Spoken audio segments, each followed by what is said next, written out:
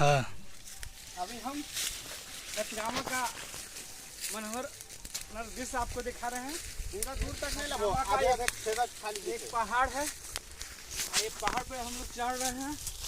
आप लोग देख रहे हैं सतगामा कोडरमा से लगभग 60 किलोमीटर दूरी पर स्थित सतगामा गिर गया, बिहार झारखंड के बॉर्डर पे स्थित है। ये जंगल बहुत दुर्गम पहाड़ है।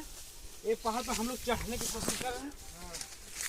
आप देख रहे हैं बहुत ज़्यादा हालत खराब हो रहा है हम लोग का। एक भाई साहब हमारे चढ़ने के ऊपर खाई बना हुआ है, शायद इस खाई में जंगली जानवर भी आके रहते होंगे।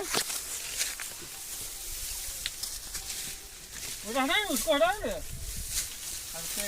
यहाँ से गहरे फंस गया है, कुछ जाना मुश्किल हो रहा, बहुत दिक्कत हो रहा है चढ़ने में।